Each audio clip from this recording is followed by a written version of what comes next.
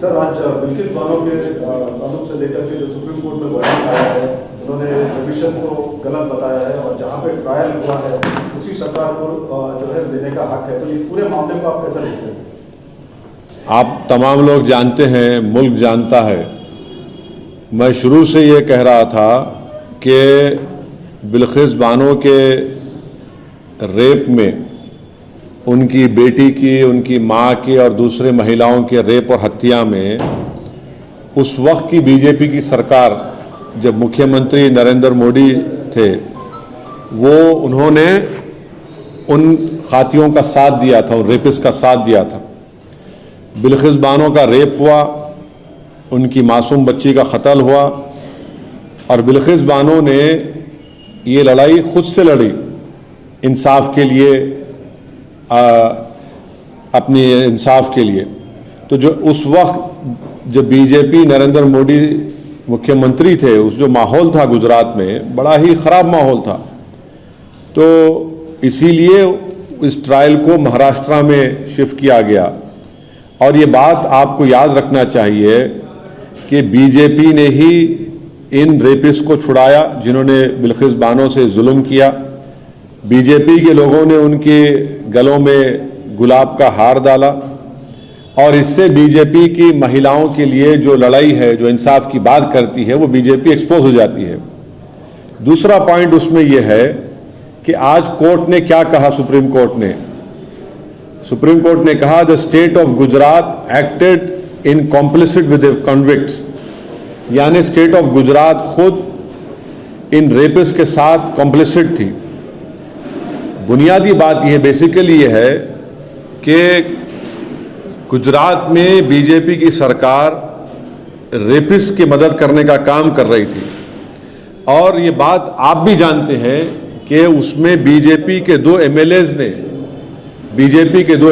ने ये एंडोर्स किया कि इन रेपिस्ट को छोड़ दिया जाए और एक बीजेपी के एमएलए ने उनको संस्कारी भी कहा था। आज सुप्रीम कोर्ट ने ये साफ कर दिया कि गवर्नमेंट ऑफ गुजरात, जो बीजेपी की सरकार है वहां पर, उन्होंने बिल्किस बानो के रेपिस्ट को छोड़ने में मदद की, फ्री किया, और जबकि उनके पास ये इख्तियार नहीं था।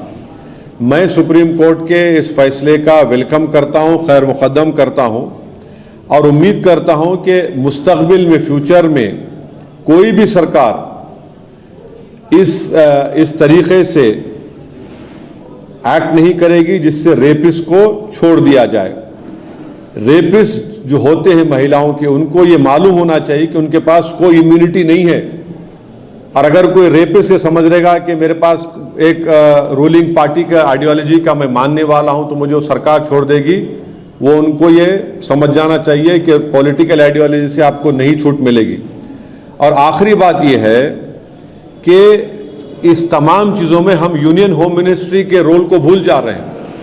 यूनियन होम मिनिस्ट्री के आज जो वजीर हैं जनाब अमित शाह, उन्होंने अप्रूवल दिया था इनका रिमिशन और प्रीमेच्योर रिलीज के लिए, और एक जुलाई 11, 2022 का लेटर है यूनियन होम मिनिस्ट्री का।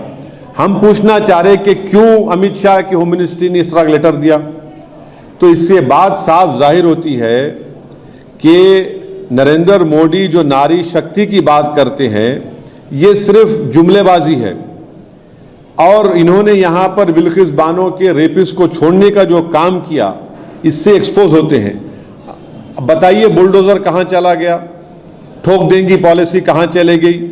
बीजेपी बिल्किस बानो के रेपिस्ट को छोड़कर बीजेपी आज रेपिस्ट के साथ खड़ी हुई है, चाहे वो सरकार में हो, सेंटर में हो या स्टेट में हो। बीजेपी की सरकार ने इनको छोड़ा, और क्यों छोड़ा? इलेक्शन से पहले छोड़ा, गुजरात के विधानसभा के चुनाव से पहले। अब बीजेपी इस जजमेंट के बाद खामोश क्यों है? बीजेपी आज बीजेपी को खामोशी तोड़नी चाहिए।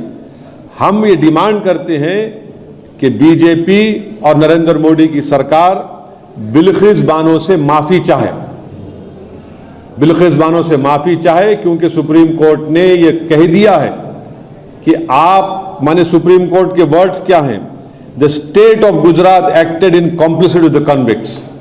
तो मेरा डिमांड ये है कि नरेंद्र मोदी की सरकार बिल्किस बानो से माफी मांगे, उनको अपोलोजाइज करे। That the Modi government and Prime Minister Narendra Modi, Amit Shah, apologized to Bilkis Bano.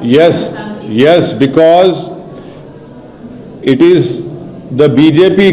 This incident happened when Mr. Narendra Modi was the Chief Minister of Gujarat, and the environment was so communally poisonous that this whole trial for Bilkis Bano to get justice, the trial was shifted to Maharashtra.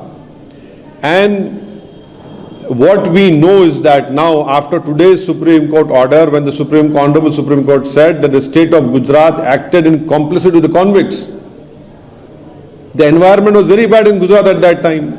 And please see that it was the two BJP MLAs who endorsed the release of these rapists. And one of the BJP MLA called this rapist as Sanskari.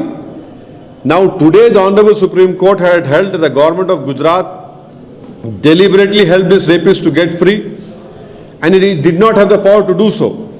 I welcome this judgment, and I hope it acts as a precedent against all the rapists in the future. The rapists should understand that just because they affirm a political ideology which is endemic to the Constitution of India, they will not be set free.